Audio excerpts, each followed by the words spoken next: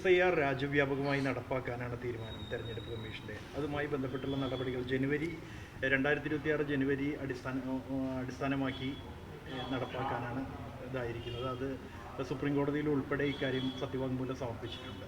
എങ്ങനെയായിരിക്കും ഇതിനെ കൈകാര്യം ചെയ്യുക?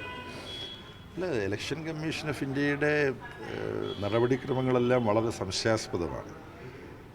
അതിന് ഏറ്റവും നല്ല ഉദാഹരണം എന്ന് പറഞ്ഞാൽ ചീഫ് ഇലക്ഷൻ കമ്മീഷണറും ഇലക്ഷൻ കമ്മീഷണർമാരും രാഷ്ട്രീയ പാർട്ടികളുടെ പ്രധാനപ്പെട്ട ചുമതലകൾ വഹിക്കുന്നവർ തന്നെ വന്ന് ഞങ്ങളോട് സംസാരിക്കണം എന്ന് പറഞ്ഞുകൊണ്ട് ഞാൻ ഉൾപ്പെടെ പങ്കെടുത്തിട്ട് യോഗം നടക്കുകയുണ്ടായി. ഈ സ്പെഷ്യൽ ഇൻറ്റൻസീവ് റിവിഷൻ എന്ന് പറയുന്ന കാര്യം അന്ന് ഞങ്ങളോട് പറഞ്ഞിട്ടില്ല. വളരെ പ്രധാനപ്പെട്ടൊരു കാര്യമല്ലേ, ഇന്നിപ്പോൾ ഏറ്റവും വിവാദമായി തീർന്ന കാര്യമല്ലേ. അപ്പം രാഷ്ട്രീയ പാർട്ടി നേതൃത്വത്തോട് സംസാരിക്കുന്നുവെന്ന് ഭാവിക്കുക, സംസാരിക്കുന്ന യോഗങ്ങൾ വിളിച്ചു ചേർക്കുക, അവിടെ പറയേണ്ടിയിരുന്ന കാര്യം അവിടെ പറയാതിരിക്കുക. അതിനുശേഷം ആധാർ തിരിച്ചറിയൽ കാർഡ് സ്വന്തം വോട്ടവകാശം സ്ഥാപിക്കാനുള്ള രേഖയായിട്ട് സമർപ്പിക്കാമെന്ന് പറഞ്ഞപ്പോൾ തരുമ്പം വില കൽപ്പിച്ചില്ലല്ലോ. അത് അവസാനം സുപ്രീം കോടതിക്ക് പറയേണ്ടി വന്നില്ലേ? സുപ്രീം കോടതിക്ക് പറയേണ്ടി വന്നു 12ാമത്തെ രേഖയായിട്ട് ആധാർ കാർഡ് അംഗീകരിച്ചുകൊണ്ട് നിങ്ങൾ പ്രഖ്യാപിക്കണം.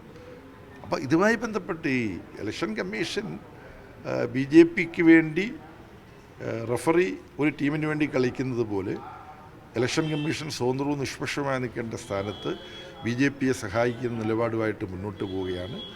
ബീഹാറിൽ ദശലക്ഷക്കണക്കിന് ആളുകളെ വോട്ടർ പട്ടികയിൽ നിന്നും പുറത്താക്കി ഘട്ടത്തിലാണ് സുപ്രീം കോടതി ആവശ്യപ്പെട്ടത് ഈ ഓരോരുത്തരെയും ഒഴിവാക്കപ്പെട്ടവരുടെ ലിസ്റ്റ് അവരോരോരുത്തരെയും ഒഴിവാക്കപ്പെട്ടത് എന്ത് ന്യായത്തിൻ്റെ പേരിലാണ്, എന്ത് കാരണം കൊണ്ടാണ്, ഇതെല്ലാം വ്യക്തമാക്കണമെന്ന് സുപ്രീം കോടതി ശക്തമായി പറഞ്ഞപ്പോൾ മാത്രമാണ് അത് ചെയ്യുന്ന നിലയിലേക്ക് വന്നത്. അപ്പം ഇപ്പോൾ അടുത്ത വർഷം തിരഞ്ഞെടുപ്പ് നടക്കാൻ പോകുന്ന കേരളവും ബംഗാളും തമിഴ്നാടും ആസാമും പുതുച്ചേരിയും ഉൾപ്പെടെയുള്ള സ്ഥലങ്ങളിലും SIR നടപ്പാക്കാൻ പോവുകയാണ്.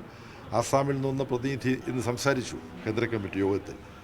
ആസാം വളരെ സ്ഫോടകാത്മകമായ സ്ഥിതിയുള്ള സംസ്ഥാനമാണ്.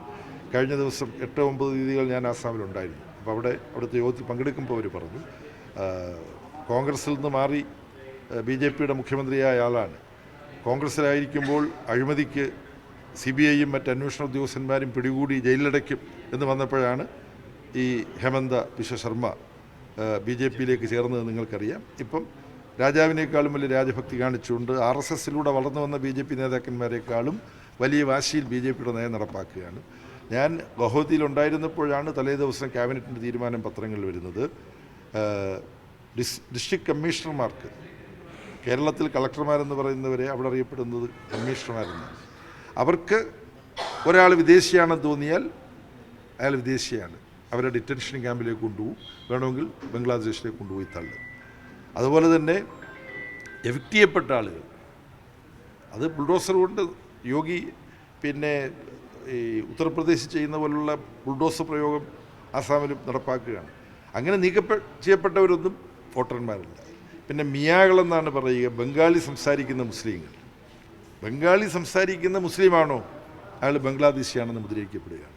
ഇതിനെല്ലാം അനുവദിച്ചു കൊടുക്കുന്ന തരത്തിലാണ് ഇലക്ഷൻ കമ്മീഷൻ ഈ NRCയും SIRഉം എല്ലാം നടപ്പാക്കാൻ ശ്രമിക്കുന്നത്. വളരെ അപകടകരമായ സ്ഥിതിയാണ് രാജ്യത്തുണ്ടാവുക.